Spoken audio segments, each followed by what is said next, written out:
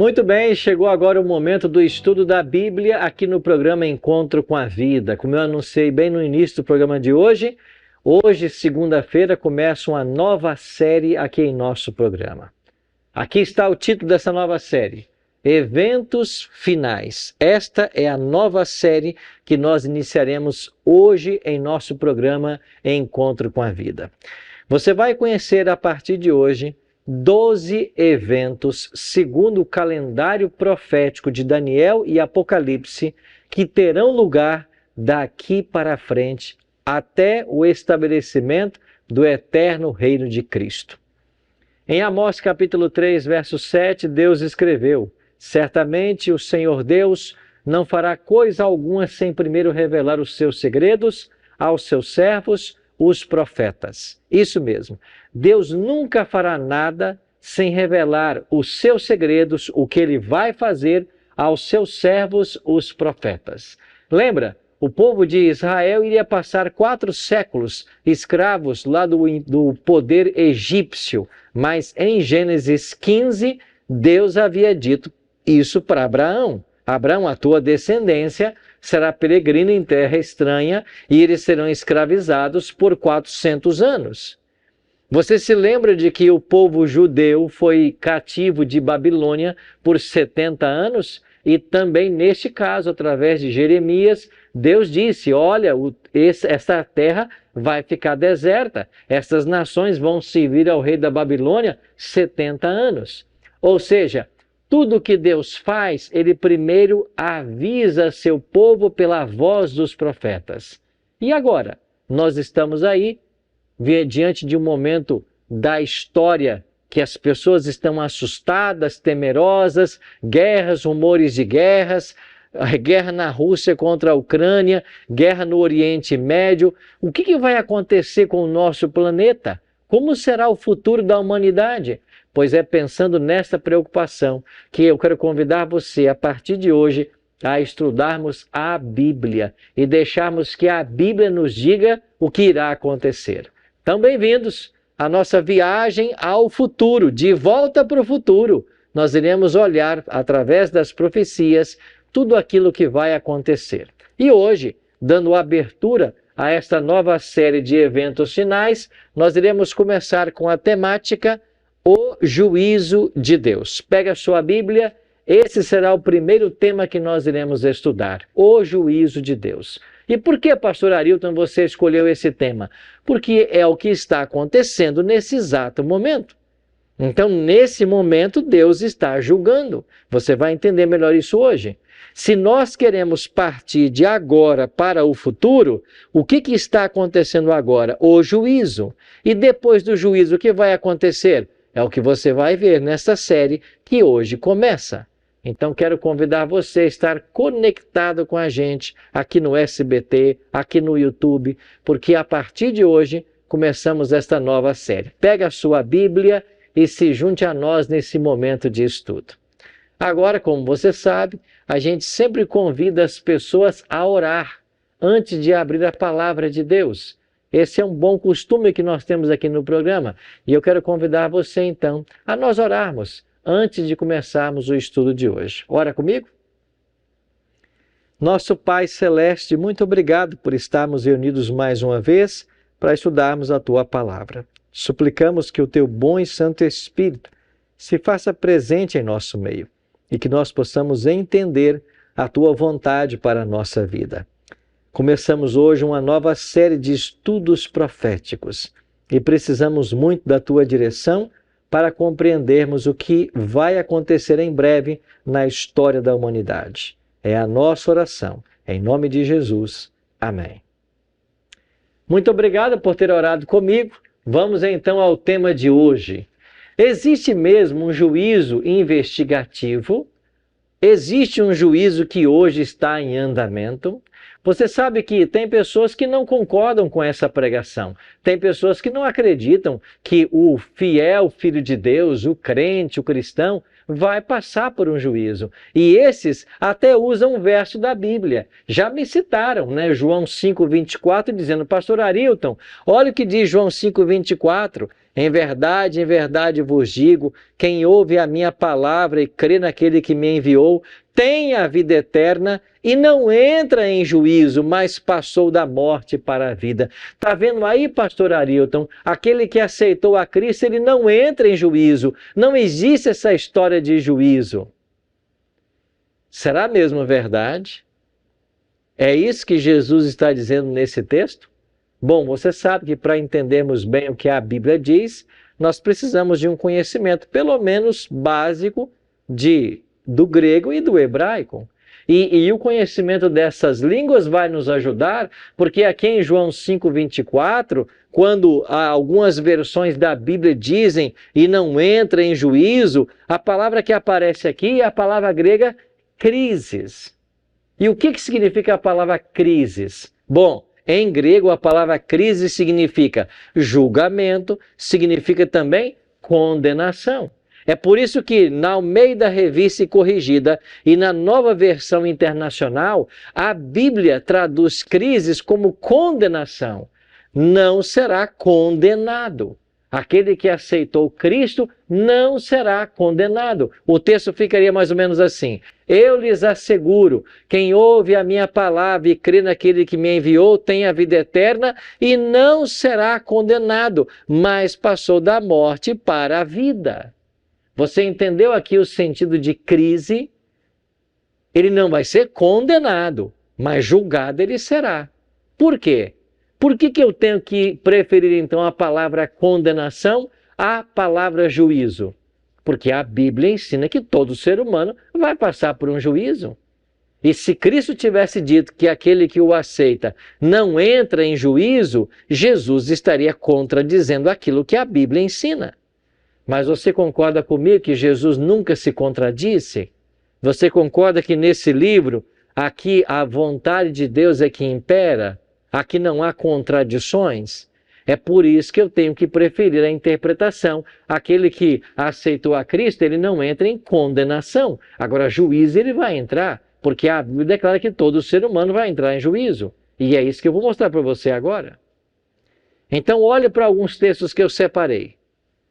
Há, de fato, um tribunal no céu. Olha o que diz Eclesiastes 12, versículos 13 e 14. De tudo que se tem ouvido, a suma é: teme a Deus e guarda os seus mandamentos, porque isto é o dever de todo homem. Porque Deus há de trazer a juízo todas as obras, até as que estão encobertas ou escondidas, quer sejam boas, quer sejam más. Você entendeu o que Salomão escreveu aqui em Eclesiastes 12? Deus vai trazer a juízo todas as obras, até as que estão encobertas. Ora, se Deus irá trazer a juízo todas as obras, é porque todo ser humano vai passar por um juízo. Um outro texto. Paulo, em 2 Coríntios capítulo 5, verso 10. Paulo disse assim: porque importa que todos nós compareçamos perante o tribunal de Cristo, para que cada um receba segundo o bem ou o mal que tiver feito por meio do corpo. Paulo está dizendo, importa que todos nós compareçamos perante o tribunal de Cristo. E Paulo se incluiu. Todos nós vamos comparecer. É por isso que lá em João 5, Jesus não está dizendo que aquele que o aceita não entra em juízo, não entra em condenação, porque a palavra crises pode significar julgamento e condenação. Então aquele que aceita Cristo, ele passa pelo juízo, mas ele não será condenado. E Paulo está dizendo aqui, em 2 Coríntios 5:10, que todo ser humano vai passar pelo juízo. Mateus 12, 36 e 37, palavras do próprio Cristo. Digo-vos que de toda palavra frívola que proferirem os homens, dela darão conta no dia do juízo. Porque pelas tuas palavras serás justificado e pelas tuas palavras serás condenado. Você está percebendo que Jesus disse que nós vamos dar conta de todas as palavras que nós falamos? E é por essas palavras que nós seremos julgados e condenados? Então, o próprio Cristo, está dizendo que nós vamos ter que dar conta daquilo que nós falamos. Então, todo ser humano vai passar por um juízo. Aqueles que aceitarem a Cristo passarão também pelo juízo. Eles não serão condenados. E aqueles que não aceitarem a Cristo serão condenados. Então, ao iniciarmos essa jornada profética pelos eventos finais, o primeiro ponto que você precisa entender é que nesse exato momento Deus está executando o juízo. E por que Deus está executando? Porque quando Ele voltar, e a volta de Cristo será estudada nesta série, a volta de Cristo será o maior evento da história humana. Quando Ele voltar, Ele volta para dar a recompensa aos salvos e perdidos. Para dar o galardão a cada um. Para os salvos, a salvação. Para os ímpios, a destruição. Mas para que Deus faça a separação entre salvos e perdidos, trigo e joio, ovelhas e cabritos, Ele precisa julgar. É o juízo que faz essa separação. Então a Bíblia é clara em ensinar que haverá um juízo. Algumas pessoas têm medo do juízo. Quem é que tem medo do juízo? Aquele que deve. Aquele que tem a sua vida escondida em Cristo, ele não teme o juízo. E às vezes as pessoas temem o juízo pela falta de conhecimento. Então a proposta nossa hoje é entendermos melhor como funciona esse juízo. E você vai descobrir que nós não temos motivos para temer o juízo de Deus. Pelo contrário, devemos ansiar que ele chegue logo, porque ele significará a nossa absolvição final. Bom, assim como um juiz aqui na terra, ou um juízo aqui na terra, o juízo celestial, ele possui os mesmos elementos. E a Bíblia é que nos dá esses elementos. Para começar, quem é o juiz nesse juízo de Deus? Vamos ler Daniel 7, 9 e 10. Continuei olhando até que foram postos uns tronos e o ancião de dias se assentou. Sua veste era branca como a neve e os cabelos da cabeça como a pura lã. O seu trono eram chamas de fogo e suas rodas eram fogo ardente. Verso 10. Um rio de fogo manava e saía diante dele. Milhares de milhares o serviam e miríades de miríades estavam diante dele. Assentou-se o tribunal e se abriram os livros. Você percebe que Daniel teve uma visão do juízo celestial e ele descreve aqui a presença do ancião de dias. Você sabe quem é esse ancião de dias aqui da profecia? É o próprio Deus. Deus, sentado em seu trono, começa a julgar os habitantes da terra. O próprio Deus é o juiz nesse tribunal divino. Outros elementos. Quem é o réu que precisa ser julgado? Romanos 3, 23. Pois todos pecaram e carecem da glória de Deus. Quem é o réu nesse juízo? O pecador. E se todos pecaram, todos nós passaremos por um juízo. Um outro texto que nos ajuda. Romanos 5, 12. Portanto, assim como por um só homem entrou o pecado no mundo e pelo pecado a morte, assim também a morte passou a todos os homens, porque todos pecaram. Então, o réu é o pecador. E se a palavra de Deus está ensinando que todos pecaram, todos precisam passar pelo juízo. Então, esse juízo é para determinar quem é que vai se salvar e quem é que vai se perder. Quem é que vai ser salvo e quem é que vai ser condenado?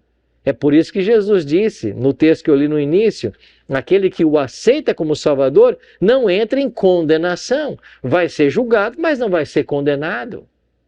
Então Deus é o juiz, nós somos os réus, porque nós somos os pecadores. Agora, quem é o acusador? Não existe num tribunal terrestre aquele que faz a acusação? Quem é esse acusador? A Bíblia diz, Apocalipse 12, verso 10.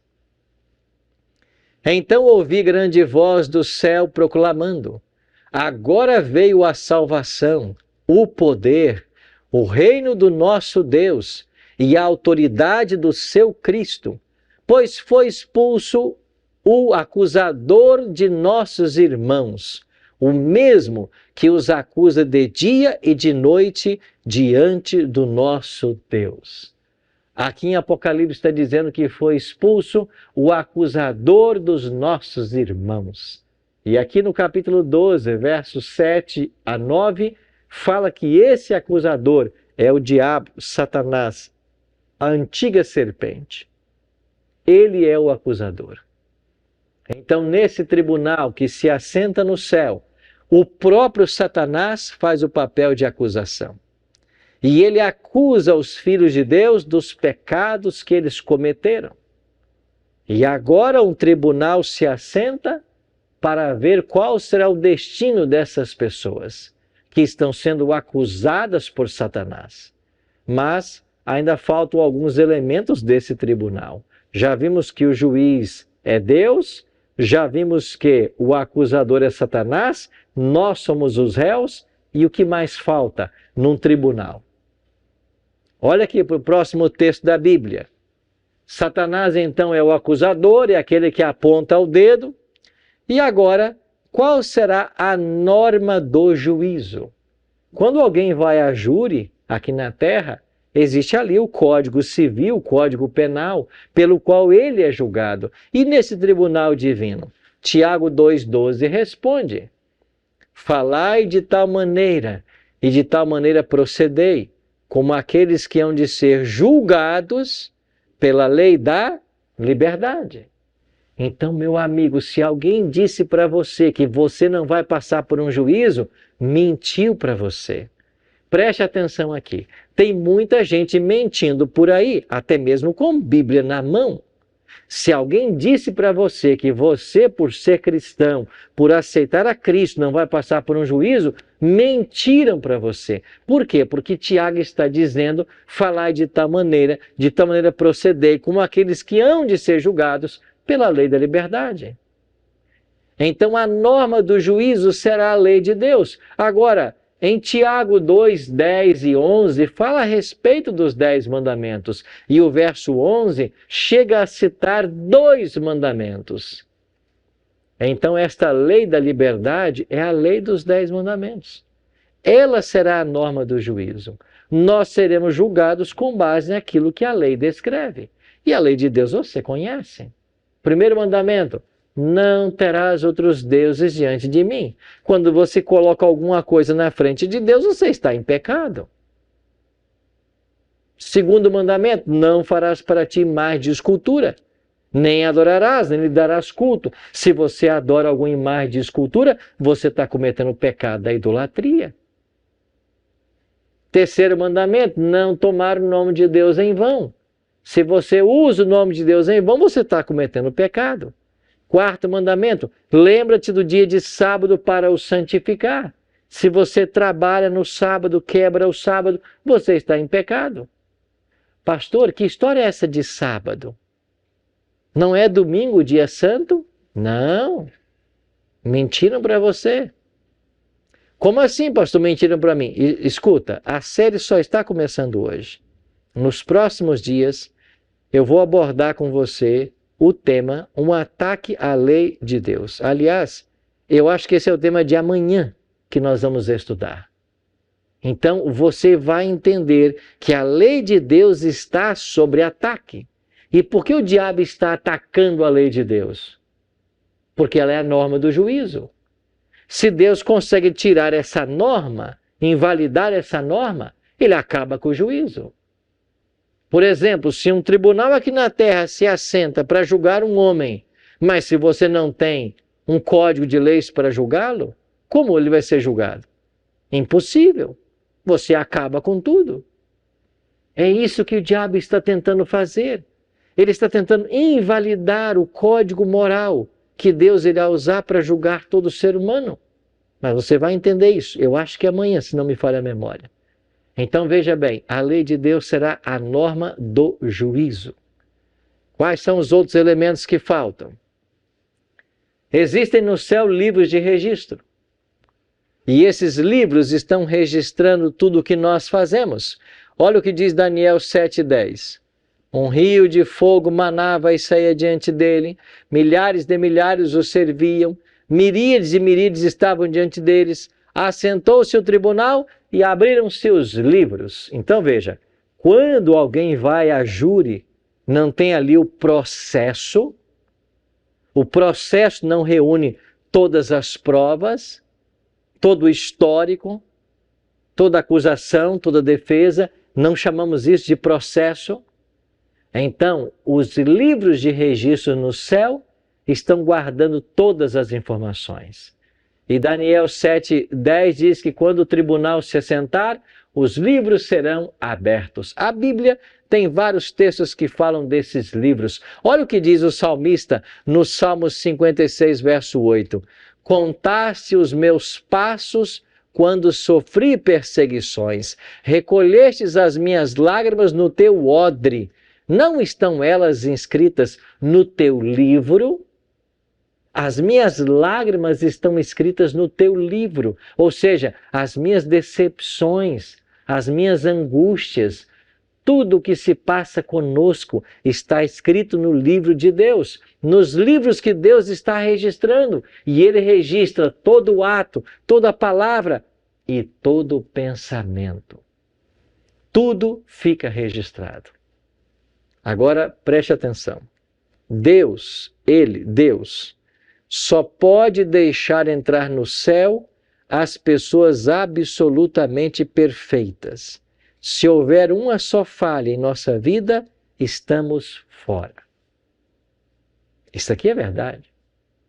Deus vai deixar entrar no céu pessoas perfeitas. Não entrará pessoas no céu falhas. Agora, olhando para você, olhando para mim, como que nós podemos ser salvos diante dessa verdade? É o que vamos entender agora. Você vai entender uma das mais belas verdades do cristianismo. Como que Deus salva o pecador? Como que nós, imperfeitos, podemos ser salvos se no céu só serão admitidas pessoas perfeitas? Então, olhe para alguns textos que eu vou ler para você agora. Quem é o advogado nesse juízo? É Jesus. 1 João 2:1. Filhinhos meus, estas coisas vos escrevo para que não pequeis. Se todavia alguém pecar, temos o quê? Um advogado junto ao Pai. Quem é ele? Jesus Cristo, o justo. Preste atenção. Nesse tribunal divino, no qual Deus é o juiz e nós somos os réus, nós temos à nossa disposição um advogado. E João está dizendo que se nós pecarmos, temos um advogado. Quem é ele? Jesus Cristo. E o que ele é? O justo. Nós somos justos? Não. Nós somos pecadores. Ele é justo. Então, sabe como nós podemos ser salvos? Através de Cristo. Se no céu não pode entrar ninguém perfeito, se no céu não pode entrar ninguém manchado pelo pecado, como que nós podemos ser salvos? Unicamente, exclusivamente, através de Cristo, porque a Bíblia declara de que Ele é justo. Ele é justo, não nós. Então nós temos um advogado junto ao Pai que é Jesus Cristo. Ele é o justo, nós não somos. Olha o que diz Romanos 3:20. Visto que ninguém será justificado diante dele por obras da lei, em razão de que pela lei vem o pleno conhecimento do pecado. Peraí, pastor, a norma do juiz é a lei? Sim, é a lei. Nós vamos ser julgados por ela? Sim, seremos julgados por ela. Mas você consegue guardar toda a lei? Não. A gente peca também. Mas como que eu vou ser salvo então se a norma é a lei? É porque ele guardou. Jesus guardou. Ele nunca pecou. Eu pequei, mas ele nunca pecou. Então preste atenção. Entenda uma coisa. Olha o que Paulo está ensinando. Mas agora, sem lei, se manifestou a justiça de Deus, testemunhada pela lei e pelos profetas. Sem lei se manifestou a justiça de Deus. Aqui está a chave. Nesse tribunal, nós só poderemos ser absolvidos não com base nas coisas que eu faço, mas com base naquilo que Jesus fez. Por quê? Porque nós seremos justificados pela justiça dele. É a justiça dele que foi manifesta. Paulo continua: justiça de Deus mediante a fé em Cristo Jesus, para todos e sobre todos os que creem, porque não há distinção, pois todos pecaram e carecem da glória de Deus. Então, o que é justificação? Justificação é Deus tirar a sua vida de pecado e colocar a vida de Cristo no lugar dela. Justificação, a justiça de Cristo se manifesta a todo pecador que o aceita. E quando eu, como pecador, aceito essa justiça, o que acontece? A justiça de Cristo, a vida pura e santa que Ele levou, ela me é creditada. Chamamos isso justificação. Acompanhe comigo uma citação do livro Caminho a Cristo, página 62. Esse livro foi escrito por uma mulher chamada Ellen G. White. Caminho a Cristo, página 62. Olha o que essa mulher escreveu. Era possível a Adão, antes da queda, formar um caráter justo pela obediência à lei de Deus. Mas deixou de o fazer e, devido ao seu pecado, nossa natureza se acha decaída e não podemos tornar-nos justos. Visto como somos pecaminosos, profanos, não podemos obedecer perfeitamente a uma lei santa. Não possuímos justiça em nós mesmos, com a qual pudéssemos satisfazer as exigências da lei de Deus. Entendeu o que ela está dizendo? A Adão era possível essa obediência perfeita. A Adão era, porque ele não tinha tendência para o pecado. Nós temos. E porque temos a tendência em si, essa natureza carnal que nós herdamos, ela já é pecado. Então nós não podemos obedecer perfeitamente. Aí ela coloca aqui, ó, mas Cristo nos proveu um meio de escape. Louvado seja Deus. Cristo proveu um meio de escape. Viveu na terra em meio de provas e tentações, como as que nos sobrevêm a nós. Viveu uma vida sem pecado, morreu por nós e agora se oferece para nos tirar os pecados e dar-nos sua justiça. Então ele viveu uma vida santa por nós. Ele morreu na cruz em nosso lugar. Ele hoje nos oferece sua justiça. E ela continua: se vos entregardes a Ele e o aceitardes como vosso Salvador, sereis então, por pecaminosa que tenha sido vossa vida, considerados justos por sua causa. Que palavras lindas! Preste atenção. Por pecaminosa que tenha sido a nossa vida, quando nós aceitamos a Cristo como Salvador, nós somos salvos por causa dele. O texto continua: o caráter de Cristo substituirá o vosso caráter e sereis aceitos diante de Deus exatamente como se não houvesseis pecado. Que texto maravilhoso! Nós somos aceitos diante do Pai como se não houvéssemos pecado. Por quê? Porque nós alcançamos um grau de santidade jamais visto? Não. Esse grau de santidade, olha para Daniel, olha para José, os homens mais santos da terra, mas eles também eram pecadores. Paulo diz que todos pecaram, Daniel também pecava, José também pecava.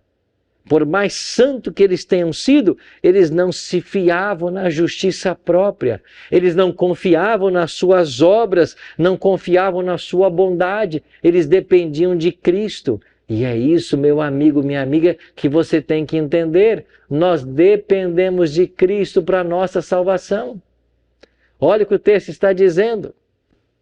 Se nós formos a Cristo, se nós o aceitarmos como nosso Salvador, a sua vida santa, a sua vida sem pecado, ela nos é creditada. Então nós seremos aceitos, não porque nós somos bons, mas porque Ele é bom.